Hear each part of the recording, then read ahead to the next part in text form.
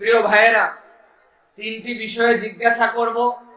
এই জিজ্ঞাসা আপনাদের এলাকার থেকে ভালো বাংলাদেশের আর কেউ উত্তর দিতে পারবে না, কারণ এই এলাকার মানুষের আত্মীয় স্বজন সবচেয়ে বেশি প্রবাসে থাকেন, ঠিক না?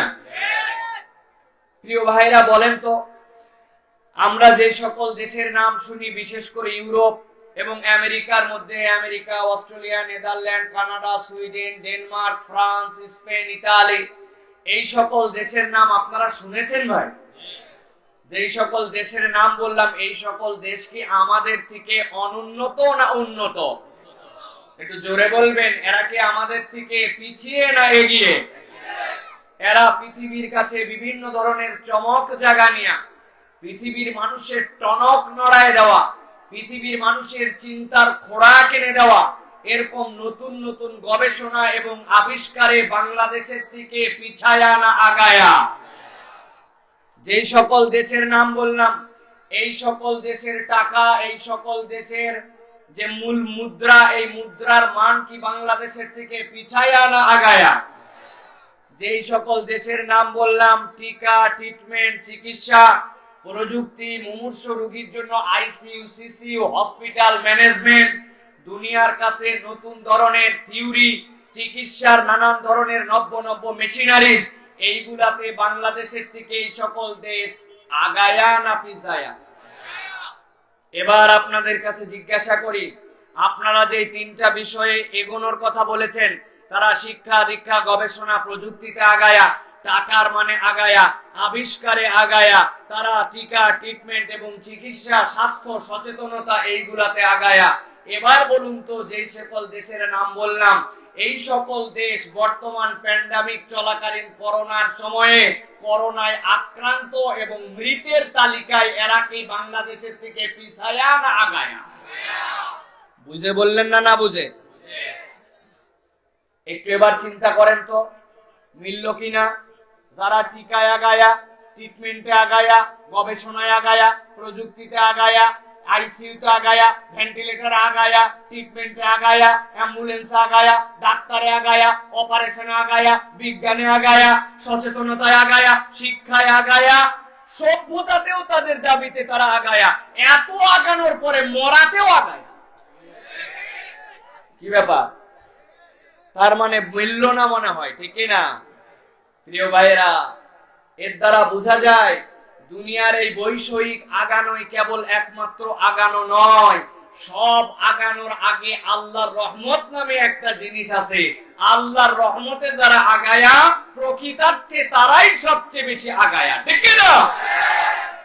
সেই হিসাবে আমরা বলবো, আমরা মাস্ক পরবো, হাত ধুবো, এগুলা কোনোটাই আমাদের বাধা নাই। ইসলাম বলেছে লা দরার ওয়ালা দিরার, ইসলাম কারো ক্ষতিও করে না, ক্ষতিগ্রস্ত হয়ও না, এটাই ইমানদারের ক্যারেক্টার। সেই হিসাবে আমরা এগুলা পরবো, হাতটা ধুবো, সবই ঠিক আছে। কিন্তু যদি আবার ভেবে বসেন যে হাত ধোয়ায়া, মুখের মধ্যে মাস্ক লাগায়া বাংলাদেশ থেকে আমরা করোনা এখন পর্যন্ত প্রতিহত করেছি, তাইলে আপনি ভুলের মধ্যে আছেন। করোনা প্রতিহত করার শক্তি কারো নাই। আল্লাহ দয়া করেছেন, অনুগ্রহ করেছেন, ভালোবেসেছেন, আমাদেরকে এখন পর্যন্ত এরকম করে টাইট করে ধরেন নাই জন্য আল্লাহর দয়ায় আমরা এখন পর্যন্ত বেঁচে আছি, ঠিক না? যদি তা না হতো, তাহলে বাংলাদেশের নাম 2021 সালে পরিবর্তন করে নাম নতুন দেওয়া লাগতো। যে পৃথিবীতে একটা দেশ আছে, ওই দেশের নাম গোরস্থান। কি নাম? এতটুকু একটা দেশ, এতটুকু একটা দেশ। ইংল্যান্ড আমাদের থেকে অনেক বড় দেশ। গতকালকে ইংল্যান্ড থেকে আমাদের একটা দাওয়াত ছিল ইংল্যান্ডে, প্রোগ্রামটা ক্যান্সেল হয়েছে। আপনাদের অঞ্চলেরই মানুষ, উনি আমাদেরকে ওখানে দাওয়াত দেন। সেই হলের বুকিং যে লেটার, সেটাও পাঠাইছিলেন আমাদের কাছে। আমাদের ইংল্যান্ডে যাওয়া হয় নাই। ভাই বলতেছে দোয়া করেন ভাই, আমাদের আত্মীয় মারা গেছে, 4 দিন পরে দাফনের সিরিয়াল পাইছি, দাফনের সিরিয়াল নাই। ইংল্যান্ডে দাফনের সিরিয়াল নাই, হাসপাতালে রোগী নেওয়ার জায়গা নাই, ফোন করলে অ্যাম্বুলেন্স আসতেছে, বাসার সামনে ডাক্তার এসে ট্রিটমেন্ট দিচ্ছে যতটুকু পারে, হাসপাতালে এন্ট্রি করার সুযোগ নাই, কোনো গ্রেভইয়ার্ডে কোনো রকম মৃতকে দাফন করার মতো জায়গা নাই। ইংল্যান্ডে গতকালকেও 1503 জন মানুষ মারা গেছে। সেই রব্বুল আলামিন আপনাকে আমাকে এখন পর্যন্ত হেফাজত করেছেন। আমরা মনে করতেছি আমরা বোধহয় আল্লাহর কৃতজ্ঞ বান্দা হয়েই গেছি, আলহামদুলিল্লাহ, তাই না? কিন্তু একটু কল্পনা করে দেখেন, আমি এই কথাটা এমন কোন মাহফিল নাই, এই ইউটিউব ওয়ালারা জানে, ওরা তো সব জায়গায় সারা দেশ ঘুরে বেড়ায়, ওদের কাছে জানা আছে। আমি এই কথা সব জায়গাতেই বলি যে প্রকৃত আলহামদুলিল্লাহর মানে এখনো আমরা বাংলাদেশিরা অনুভব করতে পারি নাই, ঠিক না? আলহামদুলিল্লাহ মানে কি ভাই? আলহামদুলিল্লাহ মানে আপনি মুখ দিয়ে শুধু উচ্চারণ করলেন আলহামদুলিল্লাহ, ঠোঁট দিয়ে বলে দিলেন। The real meaning of alhamdulillah not only this, খালি মুখ দিয়ে বলতেছেন আলহামদুলিল্লাহ। এই করোনা কালীন সময়ে আলহামদুলিল্লাহ ডেফিনিশনটা একটু ভিন্ন। প্রিয় ব্যবসায়ী ভাই,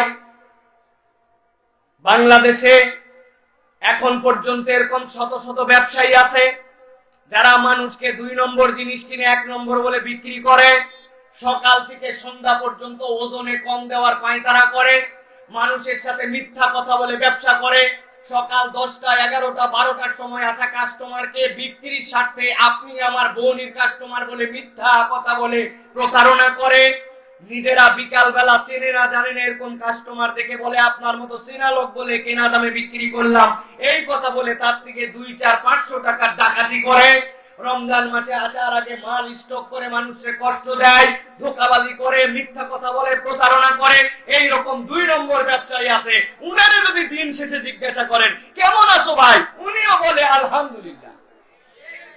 বাবা, তার মানে এই আলহামদুলিল্লাহ বলার দ্বারা আলহামদুলিল্লাহ হয়ে গেছে। করোনা কালের একজন ব্যবসায়ীর আলহামদুলিল্লাহ বুঝে নেন, ওই ব্যবসায়ীকে বলতে হবে আল্লাহ।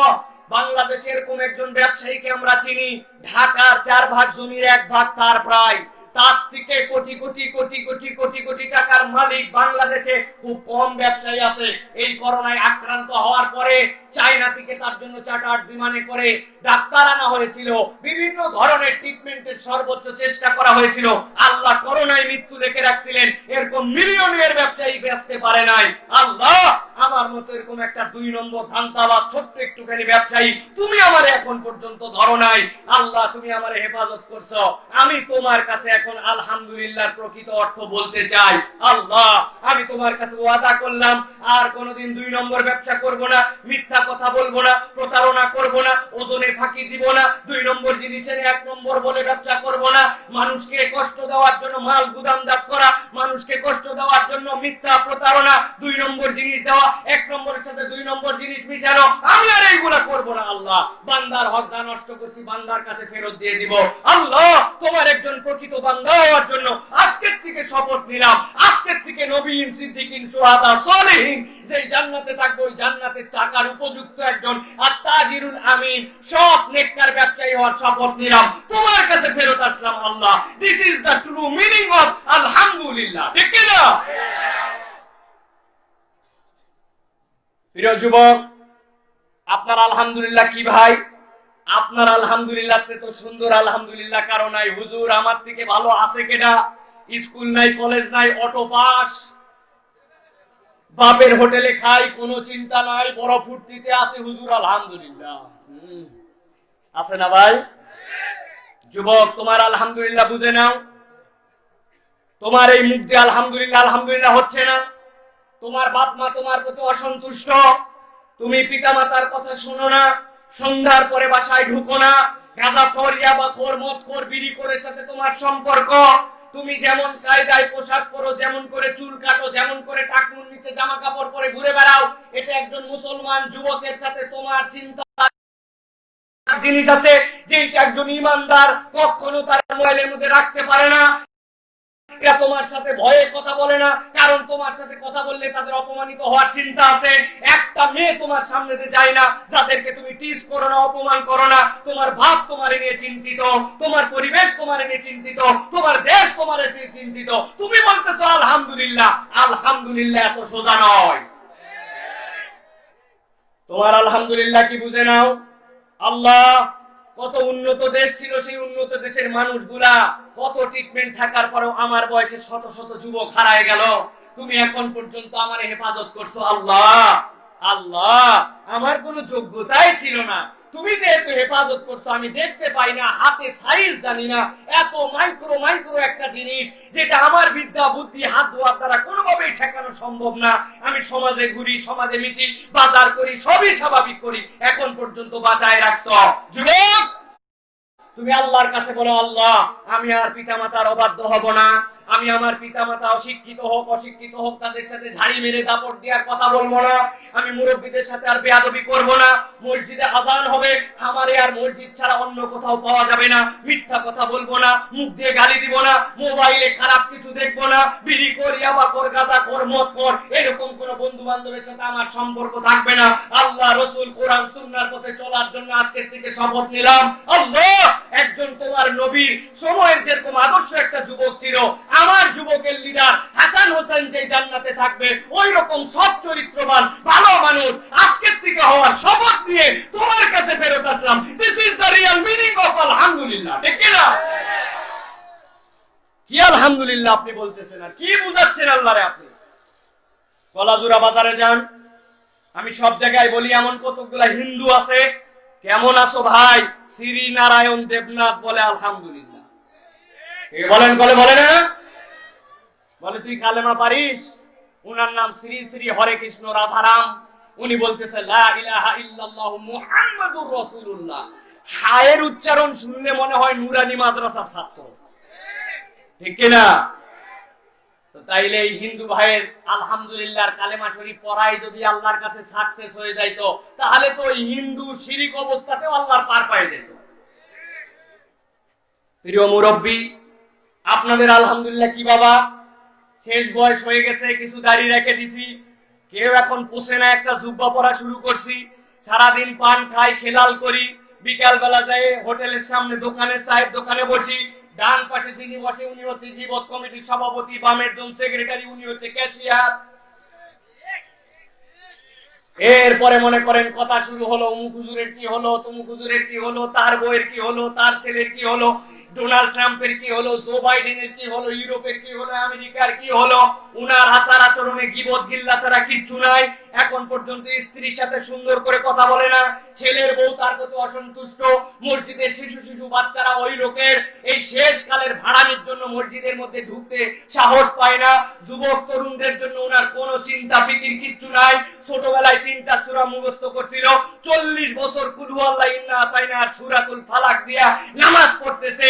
আল্লাহুম্মা লাকাল হামদু কুল্লু ওয়া লাকাশ শুকরু কুল্লুর মানে জানে না, সানার অর্থ জানে না, সূরা ফাতিহার অর্থ জানে না, সুবহানা রাব্বিয়াল আলা সুন্দর করে বলতে পারে না, ইচ্ছা মতো সময় নষ্ট করে ঘুরে বেড়ায়, গীবত গিল্লা করে বেড়ায়, অনেক সময় দাদন খেয়ে বেড়ায়, সুদের কারবার এখনো ছাড়ে নাই।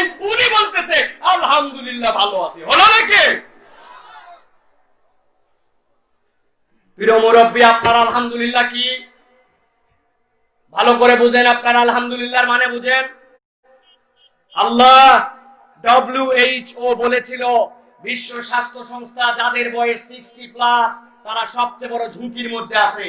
রব্বুল আলামিন আমার মতো এরকম মানুষ শিক্ষা স্বাস্থ্য কোনো ক্ষেত্রে আগায় নাই, তারপরেও তুমি আমার এখন পর্যন্ত হেফাজত করছো। 60, 65, 70 বয়স হয়ে গেছে। আল্লাহ, অনেকই তো খারাপ ছিলাম, এখন বাকি জীবনটা একজন প্রকৃত বান্দা হতে চাই। আল্লাহর কাছে বলছে, আল্লাহ আর গীবত গিল্লা যারা করে তাদের সাথে আমার কোনো সম্পর্ক নাই, ফাউল সময় চায়ের দোকানে দেওয়ার মতো নাই, স্ত্রীর সাথে খারাপ ব্যবহার করব না, মুখ দিয়ে গালিগালাজ আর করব না, বাচ্চা কাচ্চা ছোট যারা তাদেরকে মসজিদে নিয়ে আসার জন্য মেহনত করব, হুজুর মাদ্রাসা মক্তবে যে এখন থেকে আমি আবার কোরআন পড়া, কোরআন বোঝার চেষ্টা করব, আমি কোরআনময় জীবন গঠন করার চেষ্টা করব, কোরআনের পক্ষে যারা, আল্লাহর পক্ষে যারা, তাদের সাথে উদ্যোগী হয়ে কাজ করব। এলাকার যুবক যেন ভালো হয়, এলাকার পরিবেশ যেন সুন্দর হয়, আমার সচেতনতা প্রচেষ্টা এটা থাকবে। মসজিদ মাদ্রাসাগুলো যেন সুন্দরভাবে চলতে পারে, তাতে স্বেচ্ছাশ্রম দিব, সময় দিব, মেধা দিব। আমার যদি কোন রকম সুদি মুদি কারবারের সাথে থেকে সব বাদ দিয়ে দিছি, ছেলের হক মেয়ের হক নষ্ট করছিলাম, মরার আগে সিদ্ধান্ত নিয়েছি ছেলের হক মেয়ের হক সমুদয় আদায় করে দিছি। এখন আমি একজন পারফেক্ট মরার উপযুক্ত হয়ে ঈমান নিয়ে যেন মরতে পারি, এরকম প্রস্তুতি নিয়ে বাকি সময়টুকু তোমার প্রকৃত ইবাদতগার বান্দা হিসেবে চলতে চাই। এটাই হচ্ছে একজন মুরব্বীর জন্য করোনাকালীন সময়ে প্রকৃত আলহামদুলিল্লাহ। ঠিক না? বুঝে নেন প্রিয় ভাইয়েরা, সবাই তো আলহামদুলিল্লাহ বলতেছি, আর ঠিকও বলতেছি জোরে জোরে। আমরা কিন্তু আমরা নিজেদের জীবনে একটু কল্পনা করতেছি না। যদি কল্পনা করতাম তাইলে অন্তত পক্ষে কিছু পরিবেশ পরিস্থিতি পরিবর্তন হওয়ার কথা, কিছুই তো পরিবর্তন দেখা যাচ্ছে না। প্রিয় ভাইয়েরা, আল্লাহ রাব্বুল আমিন আমাদেরকে বুঝ দান করুক, বলেন আল্লাহুম্মা আমিন। আল্লাহ রাব্বুল আমিন যেন আমাদেরকে এই সময়টুকুতে আল্লাহ রাব্বুল আলামিনের প্রকৃত বান্দা হয়ে আল্লাহ রাব্বুল আলামিনের কাছে যাওয়ার মতো মন মানসিকতাটুকু দান করেন, বলেন আল্লাহুম্মা আমিন। প্রিয় ভাইয়েরা, আপনাদের কাছে আমি সংক্ষিপ্ত সময় কিছু কথা বলবো ইনশাআল্লাহ। আমি আপনাদের কাছে আজকে পবিত্র কোরআনুল কারীমের 57 নম্বর সূরা, সূরা আল হাদীদের কয়েকটা আয়াতে কারিমা আপনাদের কাছে তেলাওয়াত করেছি 12 নম্বর আয়াত থেকে। এই কোরআনুল কারীমের 57 নম্বর সূরা, সূরা আল হাদীদ, যেটা মাদানী সূরা, এই সূরার আলোকে কয়েকটা আয়াতের আলোকে কিছু ইনফরমেশন আপনাদের কাছে আমরা ট্রান্সফার করব। আমি মুফাসসির নই, পৃথিবীর মানুষের মুফাসসির হওয়ার যোগ্যতা বিশাল ব্যাপার। আমরা মূলত মুফাসসির নই। প্রিয় ভাইরা, আমরা কি করি, মুফাসসিরিনে কেরাম যে কথাগুলো বলে গেছেন এই ইনফরমেশনটা আপনাদের কাছে ট্রান্সফার করি। সেই হিসাবে বলতে পারেন একজন ইসলামিক বা কোরআনিক স্পিকার, কিন্তু আমি মুফাসসির নই। আপনারা খুব চাকরি সম্পন্নারে গেছি তো 3-4টা দেশে, আন্তর্জাতিক আবার কেমনে হইলাম? দেশ বিখ্যাত। আরে দেশ বিখ্যাত মানে কি? আমার বাপের থেকেই বিখ্যাত হতে পারলাম না, এখনো তার কাছে যায় পড়া লাগে, আর দেশ কোথায় বিখ্যাত হলাম? এই সকল আমাদেরকে অতিরঞ্জিত পামপট্টি মারা হয়, এটা মাহফিলের ট্রেডিশন হয়ে গেছে। এগুলা কোনো পামপট্টির সাথে আমি নাই। আমি ক্ষুদ্র একটু কোরআন পড়ার চেষ্টা করেছি, সেই আপনাদের কাছে কিছু ইনফরমেশন আমি ট্রান্সফার করব ইনশাআল্লাহ। আল্লাহ যেন আমাদেরকে কিছু কথা বোঝার তৌফিক দেন, চিৎকার করে বলেন আল্লাহুম্মা আমিন। আল্লাহ রাব্বুল আলামিন এই আয়াতে কারিমাগুলোর মধ্যে 3 ধরনের চিত্রাঙ্কন করেছেন, 3টা চিত্র দিয়েছেন। আপনাদের কাছে যদি আপনারা বাড়িতে যাওয়ার পরে কেউ জিজ্ঞাসা করে যে কলাজোড়ার মাহফিলে যে তোমরা গিয়েছিলে, মাহফিলটা কেমন লাগছিল? বলে মাশাআল্লাহ, প্যান্ডেলটা দারুণ ছিল, স্টেজটা এরকম ছিল, স্টেজের এক পাশে সভাপতি বসার টেবিল ছিল, এক পাশে মুফাসসির বসার জন্য টেবিল ছিল, এক পাশে ক্যামেরা ছিল, এক পাশে এরকম ছিল, বাল্বগুলা ভি আকারে লাগানো ছিল, মোটামুটি এরকম সুন্দর একটা প্যান্ডেল ছিল। আপনি তার মাথায় ধরুক বা না ধরুক একটা চিত্রপট তার সামনে তুলে ধরছেন, এটা হচ্ছে একটা চিত্রপট। তো আজকে আমরা কোরআনুল কারীমের যে আয়াতগুলা শিখবো এবং যে আয়াতের ইনফরমেশন দিব, এখানে আল্লাহ রাব্বুল আমিন 3 ধরনের চিত্রপট তুলে ধরেছেন এবং এই চিত্রের মাধ্যমে আল্লাহ রাব্বুল আমিন একটা সমাজের মানুষের কাছে 4টা মৌলিক বার্তা দিয়েছেন। চিত্রপট 3টা, বার্তা হচ্ছে 4টা। আমরা আজকে সংক্ষিপ্ত সময়ে ভূমিকাটা দিয়ে দিলাম। এই আলোকে আল্লাহ কি বলতে চাচ্ছেন আমরা সরাসরি এখন কোরআন থেকে সেগুলো বোঝার চেষ্টা করি। প্রিয় ভাইরা, আল্লাহ রাব্বুল আমিন বলছেন, ইয়াউমা তারাল মুমিনিনা ওয়াল মুমিনাত। আল্লাহ রাসূলকে আল্লাহ রাব্বুল আমিন মুখাতাব করেছেন। এখানে আল্লাহ রাব্বুল আমিন আল্লাহ রাসূলকে মুখাতাব করে বলছেন, হে রাসূল, দুনিয়ার যে জীবনটাতে আপনি আছেন, যেখানে দেখতে পাচ্ছেন আপনার উম্মতকে কষ্ট দেওয়া হচ্ছে, আপনার সাহাবীদের প্রতি নানান ধরনের অত্যাচার হয়, যারা ঈমান আনে, ঈমান আনার কারণে তাদেরকে ভয়াবহ ভয়াবহ পরীক্ষার মধ্যে পড়তে হয়, যারা ইসলাম মানে, যারা ইসলামপন্থী হয়, তাদেরকে নানান ধরনের পৃথিবীর বুকে পরীক্ষা নিরীক্ষার মধ্যে পড়তে হয়। সাধারণ মানুষের কমন পরীক্ষা, জলোচ্ছ্বাসের পরীক্ষা, বন্যার পরীক্ষা, ভূমিকম্পের পরীক্ষা, এইগুলা সব মানুষের জন্য সমান, কিন্তু ঈমানদারদের জন্য দুনিয়ার বুকে ওই ঈমান আনার কারণে আলাদা কোন পরীক্ষায় পড়তে হয়, ঠিক না? কাউকে হয়তোবা জেলে যেতে হয়, কাউকে হয়তোবা জুলুমের শিকার হতে হয়, কারো হয়তো পিঠের চামড়া উঠে দেওয়া হয়, কাউকে হয়তোবা উটের পিঠে বেঁধে বেঁধে মক্কার অলিতে গলিতে ঘুরানো হয়। এই টেন্ডেন্সিতে কিয়ামত পর্যন্ত মুমিন যারা হবে আর মুমিনাত যারা হবে, এই কাফেলার অংশীদার হিসাবে তাদের প্রতি পৃথিবীতে যুগে যুগে বিভিন্ন প্রান্তে অত্যাচার চলে, ঠিক না? আবার আল্লাহ রাব্বুল আমিন বলছেন, ইয়াউমা তারাল মুমিনিনা ওয়াল মুমিনাত, হে রাসূল এই দিবসের একদিন অবসান হয়ে যাবে। অবসান হওয়ার পরে কিয়ামত নামক একটা দিবস ওই দিন হাজির হবে। কিয়ামতের দিবসে রাসূল আপনার কাছে বলা হচ্ছে ইয়াউমা তারা, আপনি সেই দিন এই দৃশ্যগুলোর পরিবর্তিতে একটা আনন্দের দৃশ্য দেখতে পাবেন। আমার আল্লাহ আমার নবীকে মাকামে মাহমুদের এমন জায়গায় বসাবেন যেই জায়গা থেকে বসে আল্লাহর নবীর সব দৃশ্য দেখতে পাবেন। আল্লাহ বলছেন সেই দিন আপনি দেখতে পাবেন আল মুমিনিনা ওয়াল মুমিনাত, নিশ্চয়ই যারা ঈমানদার পুরুষ আর ঈমানদার নারী আছে, ইয়াসআ নূরুহুম বাইনা আইদিহিম ওয়া বিআইমানিহিম। আল্লাহ রাব্বুল আমিন বলছেন ইয়াসআ নূরুহুম বাইনা আইদিহিম ওয়া বিআইমানিহিম, আপনি রাসূল ওই দিন দেখতে পাবেন দুনিয়ায় যে ঈমানদার ছিল ওই ঈমানদাররা যখন পরকালে আল্লাহর সামনে হাজির হয়ে গেছে, ওই ঈমানের এমন ফসল তারা ঘরে তুলবে, এমন নিয়ামত আল্লাহ রাব্বুল আমিন ওই দিন আপনার ওই ঈমানদার নরনারীকে দিবেন। আল্লাহ বলছেন তাদের ডান পাশ দিয়া আর কপাল দিয়ে আল্লাহ রাব্বুল আলামিন একটা নূর চমকানোর ব্যবস্থা করবেন। সুবহানাল্লাহ। আল্লাহ রাব্বুল আলামিন সর্বপ্রথম ওই মানুষগুলোকে ডাক দিবেন। ডাক দেওয়ার পরে রব্বুল আমিন তাদেরকে বলবেন ও আমার বান্দারা আমার কাছে আসো। আসার পরে আল্লাহ রাব্বুল আমিন তাদেরকে বলবেন তোমাদের ডান হাতে তোমাদের আমলনামা দিয়ে দেওয়া হবে। যেই না বান্দাগুলোর জন্য বলে দেওয়া হবে তোমাদের আমলনামা ডান হাতে দেওয়া হলো, ডান হাতে আমলনামা পাওয়ার সাথে সাথে ওই মানুষগুলা খুশি হয়ে যাবে। খুশি হওয়ার পরে ওয়ায়ানকালিবু ইলা আহলিহি মাসরুরা, ওই মানুষগুলো আনন্দে দৌড়াতে দৌড়াতে তাদের পরিবারের কাছে যেতে শুরু করবে। দেখো দেখো দেখো আমার পরিবার, আমার আত্মীয় স্বজন যারা আছে, দেখো আমার আল্লাহ আমারে ডান হাতে আমলনামা দিয়েছেন। আমার আমলনামা দেখো, যাদের ডান হাতে আমলনামা রব্বুল আমিন তাদেরকে জান্নাতের প্রতীক বলেছেন। আজকে আমার আমলনামাটা ডান হাতে পেয়ে গেছি।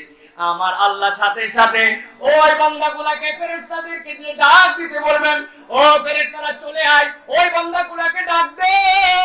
ওরা তো খালি মনে করছে আলো পেয়ে গেছে, ওরা তো মনে করছে কিতাব ডান হাতে পেয়ে গেছে, খুশি হয়ে গেছে। এই খুশিতে পরিবারের কাছে গেছে, এখনো তো আমি পরিপূর্ণ খুশি তাদেরকে করি না। আমার বান্দাগুলোকে ডাক দে। যেই না আল্লাহ বান্দাগুলোকে ডাক দিবেন, আল্লাহ রাব্বুল আমিন বলবেন ফেরেশতাদেরকেও আমার ফেরেশতারা আমার ওই ডান হাতে আমলনামা প্রাপ্ত বান্দাগুলার জীবনের মধ্যে ওদের কপালের মধ্যে দুই ধরনের জিনিসকে ইনস্টল করে দাও, তাদের মধ্যে এইটা তোমরা ঢুকায় দাও। আল্লাহ বলছেন ইয়াসআ নূরুহুম বাইনা আইদিহিম ওয়া বিআইমানিহিম। আবার আল্লাহ রাব্বুল আমিন তাদের জন্য একটা আলো দিয়ে দিবেন। ওই আলোটা সামনে হবে, ওই আলোটা ডান হাতে হবে। মুসনাদে আহমদের হাদিসের মধ্যে আল্লাহর নবী বলছেন ও দুনিয়ার মানুষ শুনে রাখো, আমার আল্লাহ যেই বান্দাগুলোকে আলো দিবেন, এই নূর যাদেরকে দিয়ে দেওয়া হবে, এই নূরের পাওয়ার এমন বেশি হবে ঈমানের নূরের, কারো আলো পাহাড় সম হবে, এক শহর থেকে আরেক শহর পর্যন্ত আলো পৌঁছায়া যাবে। নূরুহুম ইয়াসআ বাইনা আইদিহিম ওয়া বিআইমানিহিম।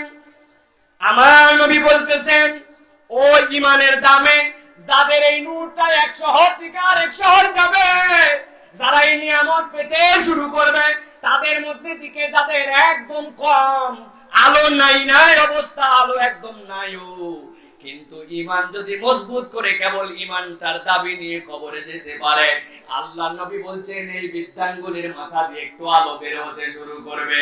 ওই আলোটা কখনো জ্বলবে আবার কখনো বন্ধ হয়ে যাবে, কিন্তু বান্দার ওই ঈমানের নিয়ামতের কারণে ওই বৃদ্ধাঙ্গুলির মাথার যে আলো, ওই আলোটুকুই তাকে জান্নাতে নিয়ে যাওয়ার জন্য যথেষ্ট হবে। আমার আল্লাহ রাব্বুল আমিন বলছেন যেই না তাদের জন্য আলো দিয়ে দেওয়া হবে, এখন ফেরেশতারা তাদেরকে খুঁজতে শুরু করবে। যেই আলোওয়ালাগুলো এখন যাদের ডান থেকে আলো চমকাচ্ছে, যাদের কপাল থেকে আলো চমকাচ্ছে, ফেরেশতারা এখন তাদের জন্য খোঁজ খবর দিতে শুরু করবে। ফেরেশতারা বলবে ও আলোওয়ালা ভাইরা তোমরা কোথায় ঘোরো, এই ময়দানে তোমাদের আর থাকার অবকাশ নাই। আমার আল্লাহ রাব্বুল আমিন তোমাদের জন্য যে আলো দিয়ে দিয়েছেন, এই আলো নিয়ে এই ময়দানে আপাতত আর অবস্থান করার তোমাদের কাজ নাই। আমাদের তাহলে কাজ কি? ফেরেশতারা বলতে শুরু করবে, বুশরাকুমুল ইয়াউমা জান্নাতুন তাজরি মিন তাহতিহাল আনহার। সাথে সাথে ফেরেশতারা বলবে, বুশরাকুমুল ইয়াউম,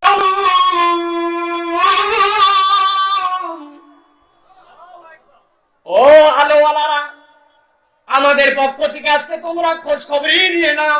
এইটা ফেরেশতারা আল্লাহ বলাবেন তাদেরকে। আরেক দল ফেরেশতারা তাদেরকে ডাক দিয়ে বলবে, সালামুন কওলাম মির রাব্বির রহিম।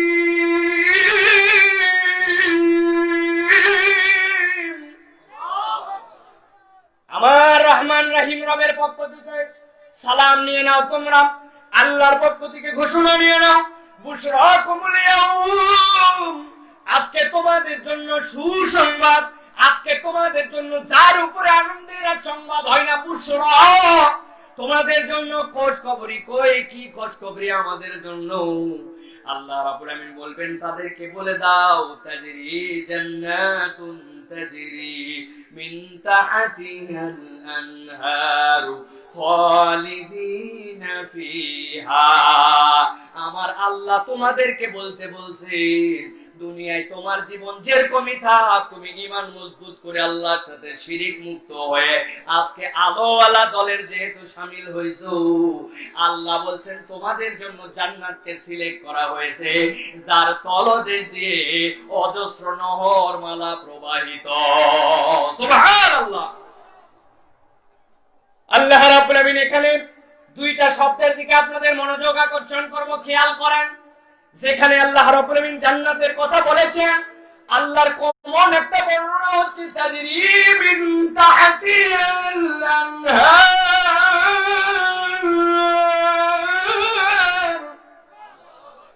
যেখানে আল্লাহ বলেছেন জান্নাত, সেখানে আল্লাহ বলেছেন তাজরি মিন তাহতিহাল আনহার।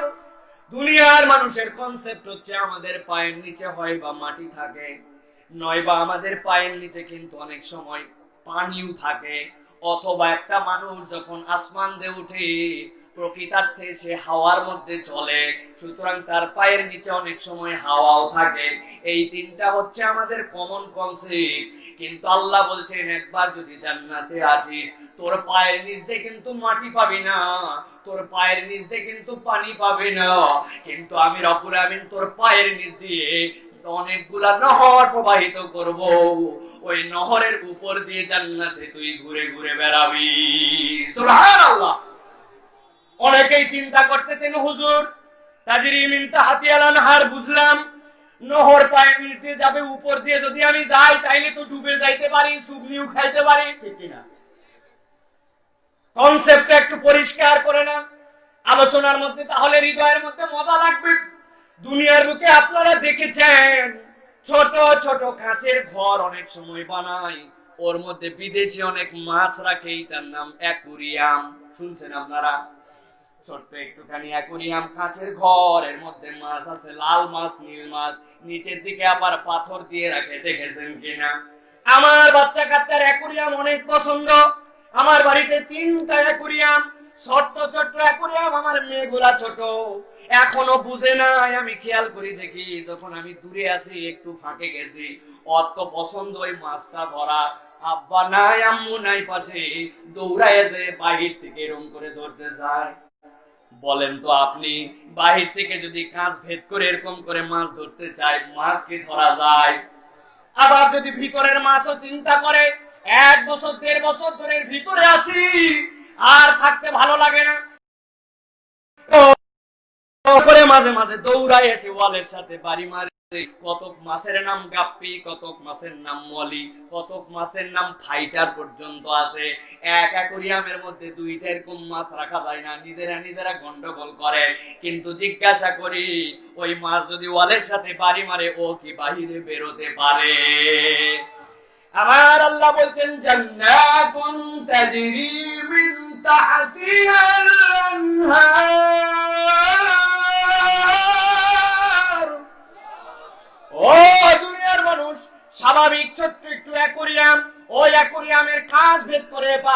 যেরকম বেরোতে পারে না, উদাহরণ দিলাম জান্নাতের সাথে একটুকুই মিলবে না। কিন্তু বান্দা জেনে রাখ, জান্নাতে যাওয়ার পরে তুই অবাক হয়ে দেখবি তোর পায়ের নিচ দিয়ে আনহার, নহর হচ্ছে 1 বছর, মেহরান হচ্ছে 2 বছর। আনহার হচ্ছে আরবিতে জমা, আর আরবিতে জমা মানে 2 এর অধিক। যা উপরে যে কত তার পরিমাণ কেউ জানে না। সেটা 1 কোটি, 2 কোটি, 5 কোটি হলেও আনহার, সেইটা 3টা হলেও আনহার। আমার যেই বান্দাদের আমলনামায় নূর দেওয়া হবে, ফেরেশতারা তাদেরকে বলবে তোমরা আর ঘোরাফেরা করো না, এরকম কোটি কোটি ঝর্ণা দ্বারা প্রবাহিত যেই জান্নাত, ওই জান্নাতের মধ্যে তোমরা এখন প্রবেশ করো। সুবহানাল্লাহ। ফেরেশতারা আরেকটা অভয় বাণী দিচ্ছে, কি বলছে? খালিদিনা ফিহা, ও জান্নাতীরা, এই যে জান্নাতে তোমাদেরকে ঢুকাবেন রব্বুল আলামিন, ওই জান্নাতের মধ্যে ঢুকবি তো। আর ঢুকার ব্যাপারে আল্লাহ বলছেন খালিদিনা ফিহা, ঢুকবি তো ঢুকবি, আর কোনদিন ওই জান্নাত থেকে তোদেরকে বের হতে হবে না বান্দা। আল্লাহ রাব্বুল আলামিন বলছেন যালিকা হুয়াল ফাউজুল আযীম। জেনে রাখো, জেনে রাখো, এই জান্নাতের মধ্যে যে ঢুকেছো আর আজকে যারা আলো প্রাপ্ত হয়েছো, আল্লাহ বলছেন ওটাই কেবল চূড়ান্ত সফলতা। সুবহানাল্লাহ। তাহলে আলো প্রাপ্ত জল যারা হবে, যারা জান্নাতে যাওয়ার বুশরা পাবে, তারাই কেবল চূড়ান্ত সফল। যালিকা হুয়াল ফাউজুল আযীম। দুনিয়ায় কোন ইমানদার কোন কেউ বলতে পারে না আমি সফল হয়ে গেছি। বলতে পারবে কে? কিসের সফলতার মানদণ্ড? আপনি এক লটারিতে জিতছেন, আপনার 2 ছেলে বিদেশে যেতে পারছে, আগে আপনার কাঁচা ঘর ছিল, এখন সেমি পাকা ঘর তুলছেন, ছিল না, এখন 2-4 বিঘা জমির মালিক হয়েছেন, আর আপনি মনে করতেছেন আমি সফল হয়ে গেছি। হয় নাই। আল্লাহ বলছেন চূড়ান্ত সফলতার মানদণ্ড আমি দিলাম। কিয়ামতের দিন নবীকে যাদেরকে দেখানো হবে, ওই মুমিন মুমিনাত যাদের আমলনামায় প্রযুক্ত হবে, ফেরেশতারা সফল। সুবহানাল্লাহ বলেন। গভীর মনোযোগে খেয়াল করেন। একটা দৃশ্য তাহলে চলে গেল, 3টা দৃশ্যর কথা বলবো বলেছিলাম, মনে আছে তো? শুধু এমনি এমনি শুনেন না, ভালো করে বুঝে শুনেন। একটা দৃশ্য চলে গেল, আল্লাহর নবীকে দেখায় দেওয়া হলো, মনে করবেন এবার দ্বিতীয় দৃশ্য আসতেছে। আল্লাহ রাব্বুল আলামিন বলছেন ইয়াউমা ইয়াকুলুল মুনাফিকুনা ওয়াল মুনাফিকাত।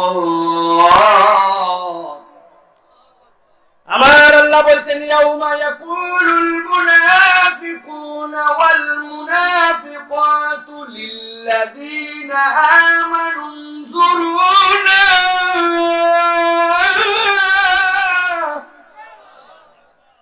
আল্লাহ বলছেন এক দৃশ্য শেষ, এবার দ্বিতীয় দৃশ্যর কথা খেয়াল করো।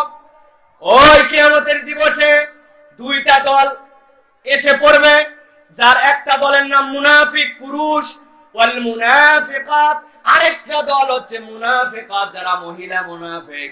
পুরুষ মুনাফিক, পুরুষ কপট আর মহিলা কপট। মুনাফিক কারা?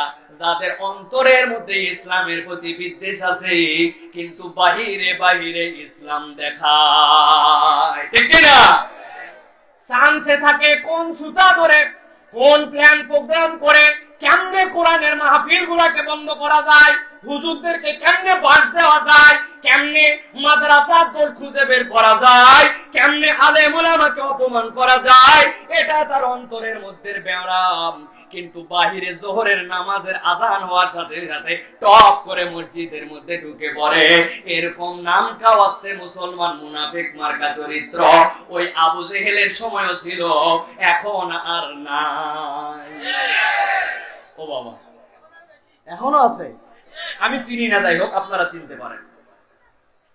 আল্লাহ রাব্বুল আমিন বলছেন ভালো করে খেয়াল করেন, দ্বিতীয় দৃশ্যের কথা খেয়াল করেন। আল্লাহ বলছেন ইয়াউমা ইয়াকুলুল মুনাফিকুনা ওয়াল মুনাফিকাত। ওই মুনাফিক যারা কপট, এই রকম, যাদের ভিতরটা একরকম বাহিরটা অন্যরকম, আমলটা আরেক রকম। আল্লাহ বলছেন এই পুরুষ মুনাফিক আর মহিলা মুনাফিক, সাথে সাথে ওই দিন তারা একটা কথা বলতে শুরু করবে, লিল্লাযীনা আমানু যারা ঈমান এনেছিল, যারা ঈমানদার দুনিয়ায় ছিল, ওইখানে যাওয়ার পরে দেখা হয়ে গেছে। দেখা হওয়ার পরে দেখতে পাইছে আরে এই ঈমানদারদের হাতের মধ্যে তো আলো, সামনে আলো। ওদেরকে তো ফেরেশতারা ডেকে ডেকে বলতেছে জান্নাতের দিকে চলো চলো চলো, আর দেরি করো না। সাথে সাথে ঈমানদারদেরকে ওই দিন মুনাফিক পুরুষ আর মুনাফিক মহিলা যারা আছে তারা বলতে শুরু করবে উনজুরুনা, ও আমাদের ভাইরা রে, তোমরা একটু অপেক্ষা করো, একটু অপেক্ষা করো, এত জোরে জোরে তোমরা কেন যাও? এই আয়াতে কারিমার ব্যাখ্যা করেছেন একজন সাহাবী। ওই সাহাবী বলছেন বান্দাদের ফয়সালা যখন হয়ে যাবে, যাওয়ার পর আল্লাহ রাব্বুল আলামিন দুই শ্রেণীর চেহারা বানাবেন। এক শ্রেণীর চেহারাকে কৃষ্ণ বর্ণ করে দিবেন, আরেক শ্রেণীর চেহারাকে আলোকিত করে দিবেন। পুরা ময়দান অন্ধকার, একবারে ঘুটঘুটা অন্ধকার থাকবে। অন্ধকারের মধ্যে ঈমানদারদেরকে আলো দিয়ে দিবেন।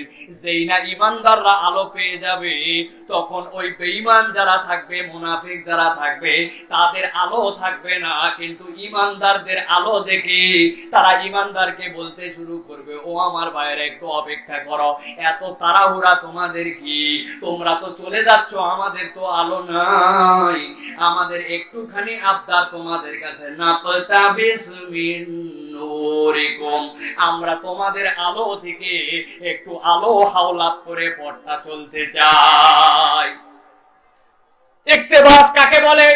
ইক্তেবাস মানে হচ্ছে আপনার মাঝে লম্পু জ্বলায়, আপনার মাঝে মোমবাতি জ্বলায়, আপনার আমার জন্য যে কেরোসিন দিয়ে বাতি জ্বলানো হয়। বলেন তো ভাই, কোন একটা মানুষ যদি ওই বাতি থেকে আরেকটা বাতি ধরায়, পূর্বের বাতির আলো কি কমে যায়? কথা বলেন, কমে যায়? ইক্তেবাস মানে হচ্ছে তোমাদের তো আলো পর্যাপ্ত আছে, তোমরা একটু আমাদেরকে আলো দাও, আমাদের তো আলো নাই, তোমাদের ওই আলো নিয়ে তোমাদের সাথে আমরাও একটু পথ চলতে চাই। যেই না ঈমানদারদেরকে এই কথা বলবে, খেয়াল করেন, মুনাফিকরা ঈমানদারদেরকে বলতেছে, আলোওয়ালাদেরকে, আমাদের মতো ঈমানদারদেরকে, তাই নাকি? ঠিক না? আর আল্লাহর কাছে আশা করেন আমরাও পাবো, বলেন আল্লাহুম্মা আমিন। ঈমানদারদেরকে বলতেছে, ও ঈমানদার ভাই, তোমরা একটু অপেক্ষা করো, এত জোরে যেও না, আমরা তোমাদের কাছ থেকে একটু আলো নিব। নাকতাবিস মিন নূরিকুম, তোমাদের আলো তো কমবে না, তাতে আমাদেরকে একটু আলো দাও। আজকের দিনে ঘুটঘুটে অন্ধকার, তোমরা তো তোমাদের আলো নিয়ে পথ চলতে শুরু করছো, কিন্তু আমাদের তো আলো নাই, আমাদেরকে একটু আলো দাও না ভাই, আমাদেরকে একটু আলো দাও না। আল্লাহ এবার 3 নম্বর দৃশ্যপটের কথা বলতেছেন। শুরু এখান থেকে, দুনিয়ার বুকে ঈমানদাররা কিন্তু কখনো ভাব নেয় নাই, দুনিয়ার বুকে ঈমানদাররা কিন্তু কখনো অহংকার করে নাই। ঈমানদারের চরিত্রের মধ্যে অহংকার আর তাকব্বুরি থাকবে না, এটাই হচ্ছে ঈমানদারের চরিত্র। অহংকার একমাত্র আল্লাহর গুণ, দুনিয়ার কোনো মানুষ অহংকারী হতে পারে না।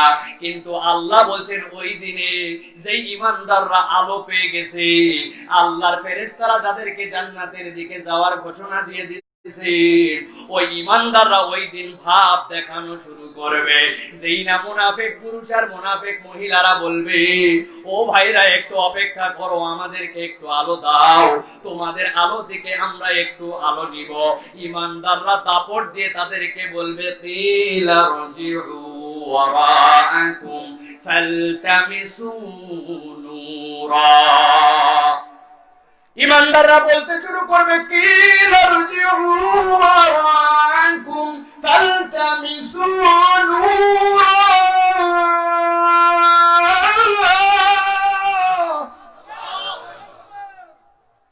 এই খবরদার, আমাদেরকে ডিস্টার্ব করবি না, খবরদার। কি যাও যাও, দুনিয়ায় চলে যাও ভাই, আমরা এখন জান্নাতের দিকে যাচ্ছি, কোনো ডিস্টার্ব চলবে না। কি ভাব ঈমানদারদের, সুবহানাল্লাহ। ইরজিউ ওয়ারাকুম, পিছনে যাও যাও, যেখান থেকে আলো আমরা কামাই করে নিয়ে আসছি, এই আলো এখান থেকে পাওয়া যায় না, এই আলো কামাই করে নিয়ে আসতে হয়, এই আলো নেওয়ার জন্য দুনিয়ায় যাও। কি ইরজিউ ওয়ারাকুম, খবরদার ডিস্টার্ব করবি না। দুনিয়ায় কিচ্ছু বলি নাই তোদেরকে, আজকে বিরক্ত করবি না, আমরা জান্নাতের দিকে এখন যাচ্ছি, তোদেরকে আমার হাতে সময় নাই। ইরজিউ ওয়ারাকুম, দাও, পিছনে যাও, যাও পারলে চাও থাকলে দুনিয়ায় যাও। কতবার বলছিলাম এই আলোর পথে এইটা, এই কামাইয়ের পথে এইটা, এরকম করে আলো পেতে হয়, একটুকু পাত্তা দেও নাই আমাদেরকে। আজকে আমাদের ভাব দেখো, ইমানদাররা বলবে ইরজিউ ওয়ারাকুম ফালতামিসু নূরা। দুনিয়ায় যেখান থেকে আলো পাওয়া যায় ওখান থেকে আলো নিয়ে আসো সাধ্যে থাকলে। বলেন তো ওই দিন তাদেরকে যখন এই কথা বলা হবে, দুনিয়ায় আবার আলো কামাই করার জন্য আসার কি কোনো সুযোগ আছে? আছে? এই আয়াতের ব্যাখ্যায় আরেক দল বলছেন ইমানদারদের আলো তাদের কোনো কাজ দিবে না, ইমানদাররা তাদেরকে আলো দিতেও পারবে না। কথার কথা দিবে না তো, কিন্তু দিতে চাইলে আলো কাজ দিবে না। কেমন করে কাজ দিবে না? একজন অন্ধ, দৃষ্টি প্রতিবন্ধী, চোখেই দেখে না, এরকম লোক যদি বলে আমার একটা ভালো টর্চ দাও, অন্তত পক্ষে যেটা 1 কিলোমিটার যায়, আর একজন অন্ধ বলতেছে অত দরকার নাই, 100 মিটার হলেই হবে, এরকম রেঞ্জের একটা টর্চ দাও। ওর হাতের মধ্যে যদি টর্চও থাকে, বলেন তো ভাই ওই টর্চ দিয়ে অন্ধের কোনো উপকার হবে? কথা বলেন, হবে? আল্লাহ বলতেছেন ইরজিউ ওয়ারাকুম ফালতামিসু নূরা। এইটার আরেকটা ব্যাখ্যা হচ্ছে ওই দিন মুনাফিক কাফের যারা কোরআনকে অস্বীকার করেছে, কোরআনকে পছন্দ করে নাই, যারা কপটক চরিত্রের মধ্যে ছিল, আল্লাহ তাদেরকে প্রকারান্তরে অন্ধ করে দিবেন। ইমানদারদের আলো দিয়া ওই ময়দানে এক শহর থেকে আরেক শহর যাবে, এমন ইমানদারের আমল থাকবে যে ইমানদারের আলো পাহাড় পাহাড় পরিমাণ হবে। আল্লাহর নবী বলেছেন এত আলো তো একজন ইমানদারের দরকার নাই, তাইলে ওই আলোতেও তো সে পথ চলতে পারে। কিন্তু আল্লাহ বলছেন ওই দিন প্রকারান্তরে তাদেরকে অন্ধ করে দেওয়া হবে। যত ময়দানে আলো থাক না কেন, অন্ধের কাছে দিন রাত সবই সমান, ঠিক না? আল্লাহ রাব্বুল আমিন এবার বলতেছেন, খেয়াল করেন, গভীর মনোযোগ দেন। আল্লাহ বলতেছেন ওরা যখন বলল 3 নম্বর দৃশ্যের মধ্যে কিন্তু আসি আমরা, ইমানদাররা গরম দিয়ে কি বলছে? ডিস্টার্ব করবি না, পারলে দুনিয়ায় যা, যেখান থেকে আলো আমরা নিয়ে আসছি ওখান থেকে আলো কালেক্ট করে নিয়ে আয়। তারপরে ওরা শেষরা কি, এরা আরে বলেন কি, এরা শেষরা ল্যালপা, কোনোভাবে ইমানদারদেরকে ছাড়তেছে না, গায়ে গায়ে লাগায় চলতেছে, খালি বিরক্ত করে। এরকম শেষরা মার্কা লোক কিন্তু আমাদের অনেক ফকির মিসকিনকে অনেক সময় দেখা যায়, ঠিক কিনা? আপনি বাজারে গেছেন, এখনো বাজার করতে পারেন নাই, টাকাই খুচরা হয় নাই, যে দেখবেন আগেই বলতেছে ভাই কিছু দে ভাই, আপনি বলতেন ভাই কেবল আসলাম, একটু পরে আমি তোরে দিব ভাই, এখনো খুচরা টুচরা নাই, তুই একটু পরে আয়। কোনো কথা নাই, দে ভাই, আসছিস যখন দে ভাই। আরে বাইরে ভাই তুই বিরক্ত করিস না, টাকাটা ভাঙ্গাই তারপরে করে দিব, দে ভাই, আবার দে ভাই। মেজাজ খারাপ করে মানি ব্যাগের মধ্যে দিয়ে খুঁজে টুজে 10 খান টাকা হয়তো ছিল কোন রকম নিয়ে, তার মানে ও কিন্তু নিয়েই ছাড়ছে আপনার কাছে। এরকম ল্যালপা আছে না ভাই? আল্লাহ জান্নাতীরা জান্নাতের দিকে গভীর মনোযোগ দেন। একদল এসে বলতেছে আমাদেরকে আলো দাও। ইমানদাররা দাপটের সাথে একটা উত্তর দিছে। কি উত্তর দিছে? যাও যেখানে আলো আছে ওইখান থেকে খুঁজে নিয়ে খাও। তারপরে আল্লাহ দেখতেছেন তার ভিআইপি মেহমান, এই মেহমান গুলাকে ওরা ডিস্টার্ব করা তো বন্ধ করে না, তারপরেও তাদেরকে ডিস্টার্ব করতেছে। আল্লাহ রাব্বুল আমিন সাথে সাথে বলবেন ও ফেরেশতারা, আমার ওই বান্দাগুলা তাদেরকে হুমকি ধামকি দিয়ে সরায় দিছে, তারপরেও দেখি এরা বিরক্ত করতেছে, আমি আল্লাহ তো এটা সহ্য করতে পারি না। ফেরেশতারা যাও। ফেরেশতারা যে কি করবে? ফাদুরিবা বাইনাহুম বিসুরিল্লাহু বাব বাতিনুহু ফীহি রাহমাতু ওয়া যাহিরুহু মিন কিবালিহিল আযাব।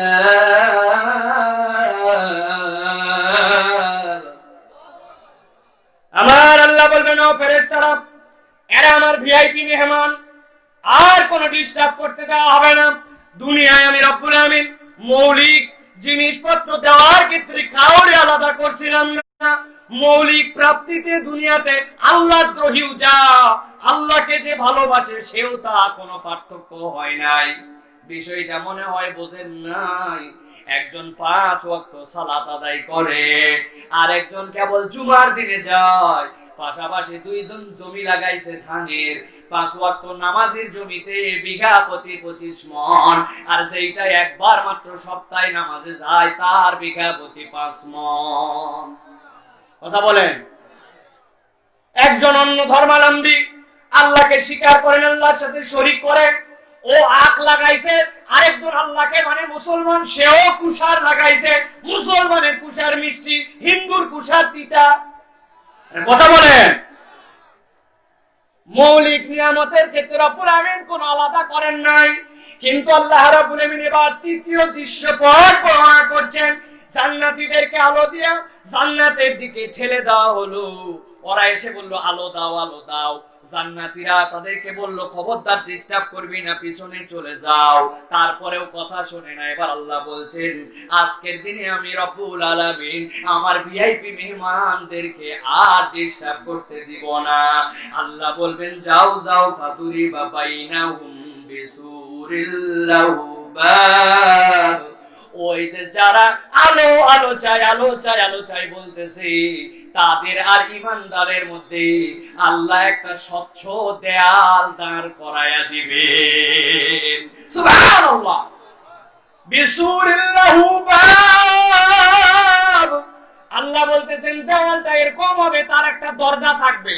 দরজাটা কেমন হবে? বাতিনুহু ফীহির রাহমা ওয়া যাহিরুহু মিন কিবালিল আযাব। আল্লাহ বলছেন ওই ওয়ালটা ভিতর দিকে দরজা, দরজার সিটকানি, দরজার হুক, দরজার হাতল, দরজা খোলা মেলার পাওয়ার সব ঈমানদারের দিকে। বাতিনুহুর রাহমা, ভিতর দিকটা আল্লাহর রহমতে রহমতে আর আল্লাহর স্বস্তিদায়ক পরিবেশে ভরপুর।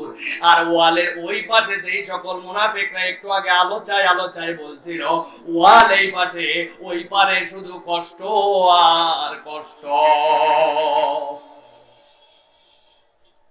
অনেক সময় আপনারা দেখেছেন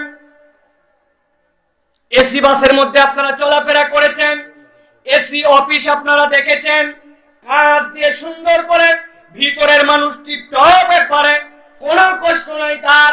ভিতরে এসি চলতেছে, বাহিরে 43 ডিগ্রি সেলসিয়াস তাপমাত্রা, একটা কাঁচের কেবলমাত্র ওয়াল।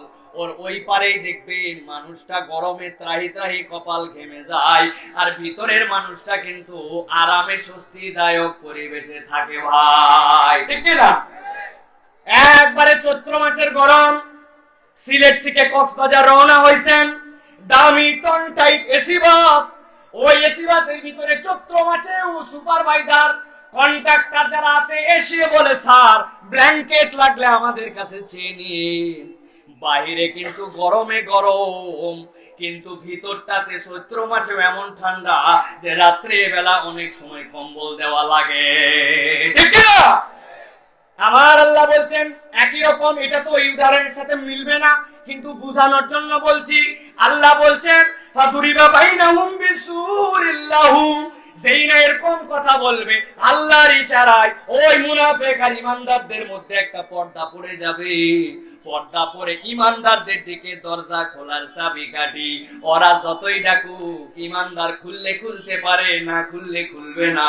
আল্লাহ বলছেন ভিতরের দিকে বাতিনুহুর রাহমা, ভিতরে ঈমানদার যারা, আলোওয়ালা যারা, একসাথে তো জান্নাতে রওনা হয়েছে, ওদেরকে আর ডিস্টার্ব করার কোনো সুযোগ নাই। আর যারা ওর বাহিরে আছে, বাপ রে বাপ, কষ্ট ওখান থেকেই টের পাওয়া শুরু করবে। ভাই আপনি যাবেন, মনে করেন ট্রেন জার্নি করবেন, আপনি সিলেট স্টেশনে গিয়েছেন, আপনি ঢাকা যাবেন, আপনি ফার্স্ট ক্লাস প্যাসেঞ্জার, আপনি কিন্তু স্টেশনের মধ্যে থাকার জন্য যান নাই,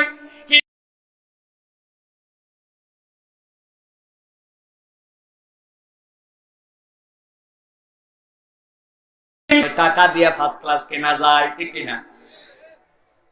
ফার্স্ট ক্লাসের প্যাসেঞ্জার জন্য আপনারে কিন্তু এসি রুমে নিছে, ভিতরে বসাইছে, সোফাতে রাখছে, মাঝে মাঝে এসে বলে স্যার কফি লাগবে কিনা, স্যার কি লাগবে, স্যার স্যার স্যার করতে করতে করতে মুখে ফেনা তুলছে।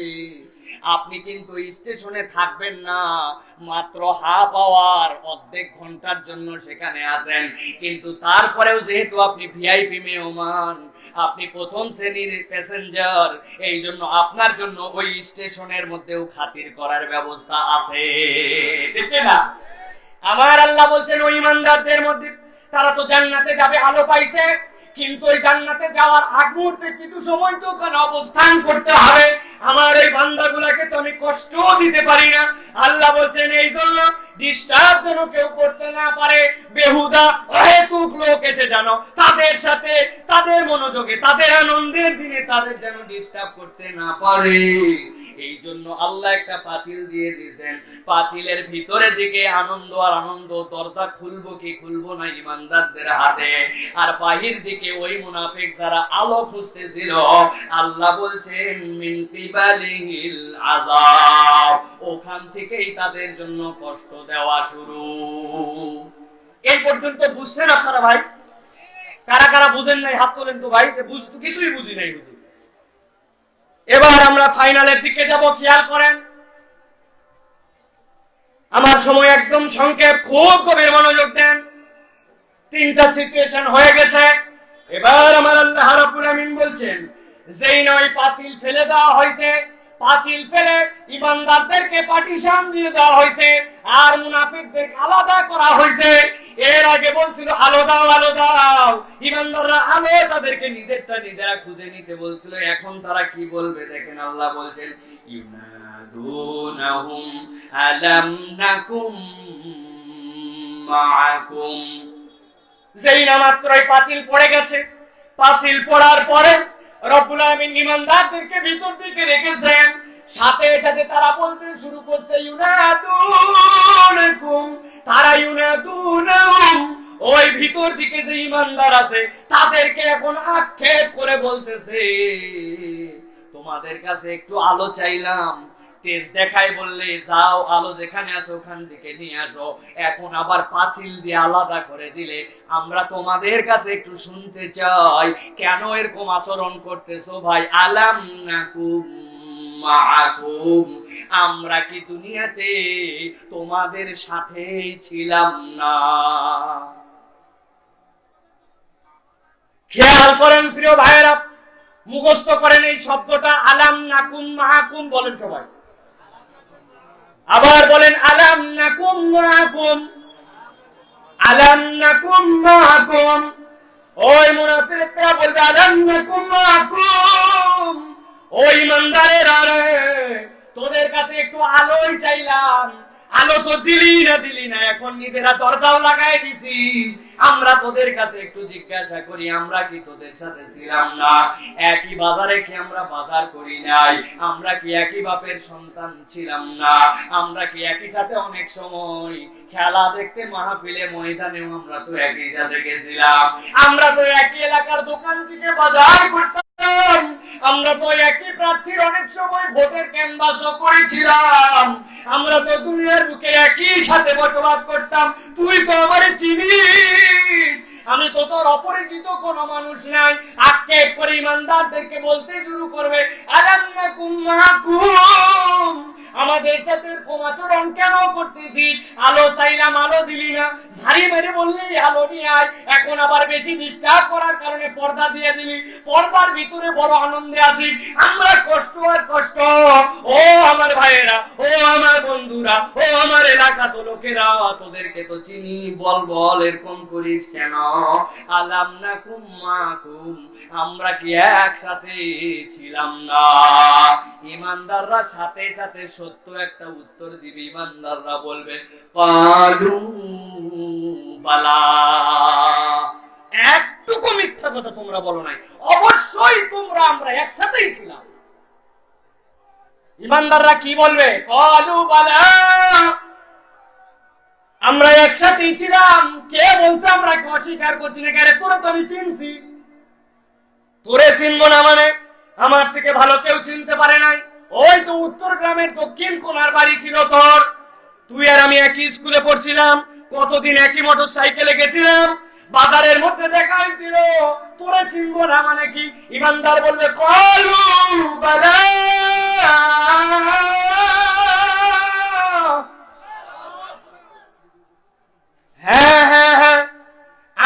তোমাদেরকে চিনেছি, একসাথে আমরা ছিলাম। ইমানদারদের এই উত্তরের পরে পরোক্ষভাবে তাদের এখন মনে হচ্ছে উত্তরে তারা জানতে চায় তাইলে কেন এরকম করতেছিস, একটু আলো দিলে তাহলে কি হয়। ইমানদাররা বলতে শুরু করবে, শোনো, একসাথেই ছিলাম, একসাথেই চলেছিলাম, আজকে আমাদের এই শান্তিপূর্ণ অবস্থার আলো পাওয়া আর তোমাদের আলো আজকে না পাওয়া, এর কতগুলা মৌলিক কারণ আছে। এখন এই কারণগুলা আমি তোমাদেরকে জানাবো। ইমানদাররা বলবে, ওয়ালাকিন্নাকুম ফাতানতুম আনফুসাকুম ওয়া তারাব্বাসতুম ওয়ারতাবতুম ওয়া গাররাতুকুমুল আমানিয়্যু হাত্তা জাআ আমরুল্লাহ। ইমানদাররা সাথে সাথে বলবে, আজকের দিনে তোমরা আমাদের কাছে জানতে চেয়েছ আমরা কি তোমাদের সাথে ছিলাম কিনা। আমরা তোমাদেরকে উত্তর দিয়েছি, হ্যাঁ তোমাদের সাথেই ছিলাম। তাইলে আমাদেরকে আলো একটু দিলে না কেন? পাঁচিল কেন পড়লো? ভিতরে কেন শান্তি, বাহিরে কেন অশান্তি? ইমানদাররা বলবে, ও ভাইরা, আর ডিস্টার্ব করো না, কারণটা তোমাদেরকে জানাই দেই। ওই দিন ইমানদাররা কিন্তু ওই মুনাফিক হয়ে যাওয়ার পরিণতি, কেমনে তারা মুনাফিক হইল আর কেমনে তারা আলো পাইল না, এর 4টা কারণ বলবে। কয়টা কারণ? জোরে বলেন কয়টা? হাতগুলা রেডি করেন এরকম করে, আমি বলবো কয়টা, হাত বের করে একসাথে দেখাতে হবে 4টা। কয়টা? সবার হাত উঠে নাই, হাত নামান আবার একসাথে। কয়টা? কত মুরব্বী এখনো জামাত থেকে বাইরে করতে পারে নাই হাত। কোথায় শীত পাইছেন আপনারা ভাই? আমি তো কোনো শীতই পাচ্ছি না। তাহলে কারণ কয়টা? সংক্ষিপ্ত সময় একবারে 10 মিনিটে বলে শেষ করব, গভীর মনোযোগ। আল্লাহ রাব্বুল আমিন বলছেন, চিত্রপট 3টার বর্ণনা শেষ। ইমানদাররা এখন তাদেরকে বলতে শুরু করছে, ওয়ালাকিন্নাকুম ফাতানতুম আনফুসাকুম। ও মুনাফিকেরা, তোমরা যে আলো পাও নাই তার প্রথম কারণটা তোমরা শুনে রাখো। ফাতানতুম আনফুসাকুম, তোমরা নিজেরাই নিজেদেরকে পরীক্ষার মধ্যে ফেলেছিলে। প্রথম আলো না পাওয়ার কারণ হচ্ছে পরীক্ষাটা আল্লাহ করেন নাই, বরং পরীক্ষাটা তোমরা নিজেরাই নিজেদেরকে ফেলেছিলে। বুঝেন নাই আপনারা পরীক্ষাটা কেমন করে নিজেরা নিজেকে ফেলেছিল? মানে এমন একটা পরিবেশে সে চলেছিল, এমন মানুষদের সাথে মিশেছিল, এমন আইডিওলজি বিশ্বাস করেছিল, এমন লোকের পক্ষে স্লোগান মেরেছিল, এমন পার্টির পক্ষে দালালি করেছিল। আল্লাহ এটা করতে বলেন নাই, ও নিজে নিজে ওইটা করছে, নিজেকে নিজেই ফেলে দিছিল। আল্লাহ পরীক্ষা দেন নাই, ওই পরীক্ষাটা এত ভয়াবহ হয়েছিল তার জন্য যেটা আল্লাহ তাকে করেন নাই, কিন্তু নিজে নিজে ওই পরিবেশের মধ্যে ঢুকে নিজেকেই সে শেষ করে ফেলেছিল। এরকম পরিবেশ আছে, অনুভব করতে পারে না, কিন্তু ওই পরিবেশের সাথে সে অ্যাডজাস্ট হয়ে যায়। ঢাকা শহরে মিউনিসিপ্যালিটির মধ্যে যে ময়লাগুলা কালেকশন করে, জাপান সরকার অনেক সুন্দর সুন্দর গাড়ি দিয়েছে, ওই গাড়িগুলোর মধ্যে অজস্র ময়লা ধরে, ডাম্পিং এ এমন প্রেসার দেয়, চাপ দিয়ে দিয়ে দিয়ে দিয়ে ওইটা ভিতরে আটকায় দেয়, অনেক ময়লা ধরে। চাপ খাওয়ার পরে রস পড়তে শুরু করে।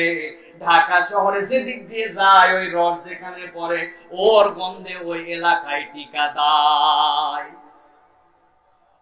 ওই ট্রাক যে চালাবে, মিউনিসিপ্যালিটির চাকরি হচ্ছে সরকারি চাকরি, সিটি কর্পোরেশনের।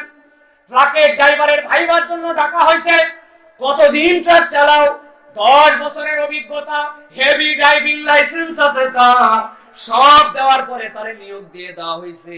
ট্রাকের ড্রাইভারের নিয়োগ হয়ে গেছে। ট্রাকের ড্রাইভার যখন নিয়োগ পাইছে, পাওয়ার পরে প্রথম দিনে যখন স্টিয়ারিং এ উঠছে আর পিছন থেকে যখন ময়লা তুলতে শুরু করছে, ওর নারী বুড়ি সহ পেটের থেকে বের হয়ে যেতে চায়। 3 দিন হলো পেটের মধ্যে কোনো খাবার ঢোকে না, এত গন্ধ আর এত গন্ধ।